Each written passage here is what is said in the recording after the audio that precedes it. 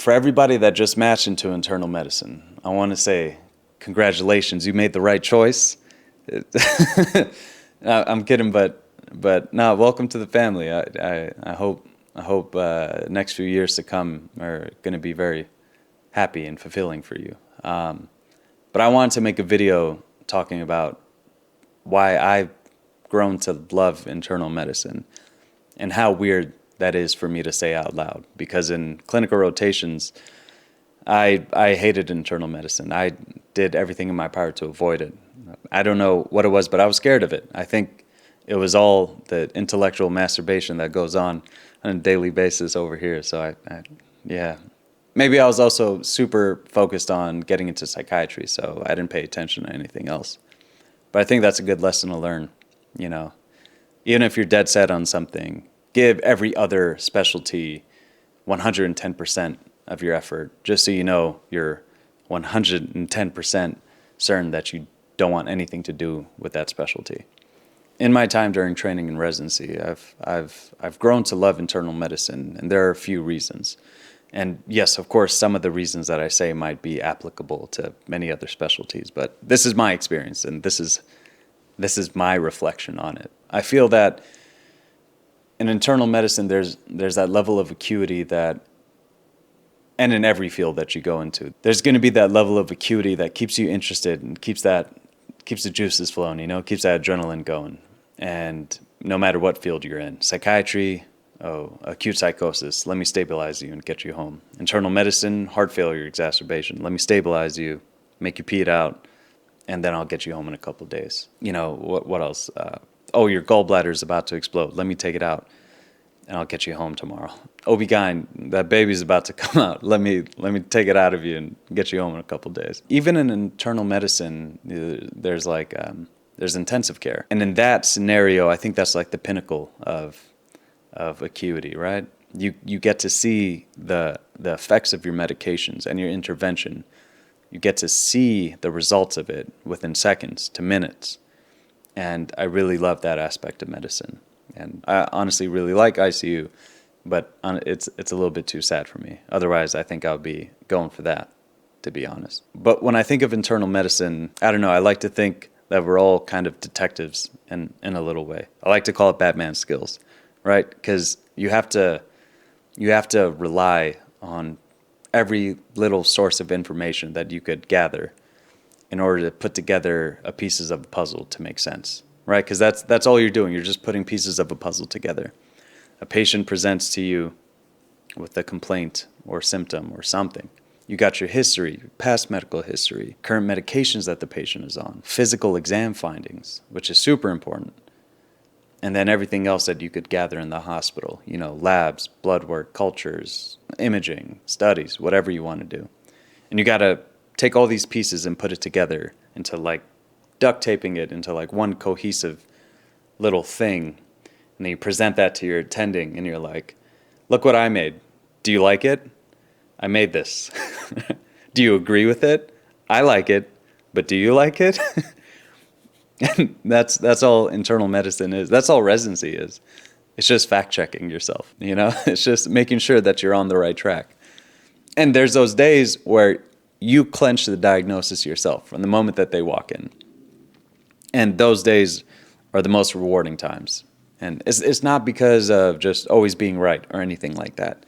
It's just knowing, having that reassurance that if you got it right this time, it's just showing you that you're on the right track and that you could probably do the same exact thing for a slightly different case if you see it again in the future. It's just reassurance that you'll be okay on your own. I think that's what a lot of residency is, just making sure you'll be okay on your own when you're on your own. Yeah. There's always that aspect about internal medicine that is like a jack of all trades but master of none type of scenario. And yeah, that applies here as well. Because you get to see a little bit of what every specialty does and what they can do. And I think that's pretty cool.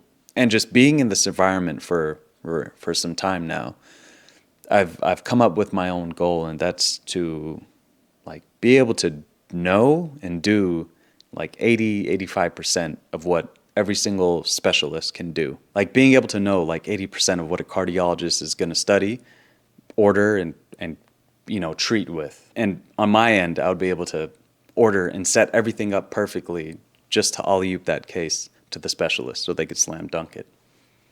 Like just do everything up until the cardiac cath, or do everything up until the endoscopy, right? That I'm not legally allowed to perform, right? So I like that exposure to every field. And on a daily basis, I get asked if I'm going to specialize or go into a fellowship program. And every time my answer is like, no, I'm cool, I'm good. There's not one field that has solely captured my interest and ignited my passion or anything like that. But I would be very happy knowing a little bit about everything. That's my version of being a good doctor. I feel like a lot of the videos that you see online always kind of just talk about what they're doing in the day, like what they do in medicine, what the typical day looks like, what they eat. And I've never really seen any videos talking about how it feels to be in medicine. Yeah, man, I don't know. I got to get off the psychiatry rotation, man. It's getting to me. But yeah, until I know 80% of what every other specialist knows, then I'll be happy. But I'm happy now, so I don't know, man. This is weird. I think it's a rare thing to be happy in residency, and I can't figure out why. If I'm able to identify and like isolate and verbalize the reasons why, I'll make sure to write it down and let you guys know. But yeah, it could be the people that I work with that have a profound effect on my mood. It makes coming to work easier every single day. It could be the fact that I'm a senior now. Oh, if you haven't seen my video, my first 6 months of intern year, very different from how things are now. So make sure you watch that video if you're about to start intern year and you're very scared. I'm very proud of that video, so make sure you watch it, okay? It will help. But residency is a beautiful thing. It's a beautiful process. Because sometimes it feels like you're going from an observer and like a medical student and not knowing anything to becoming somebody who is knowledgeable, authoritative, powerful, and confident. And sometimes it feels like it's overnight. And I think that's a crazy thing. It's like that flower blossoming thing, rite of passage. I think it's a beautiful process. But yeah. All right, if you made it this far in the video, I love you, dude. I love you. I hope everything's going well, okay? No matter what hole that you're in right now, don't give up, okay? It gets better, I promise you.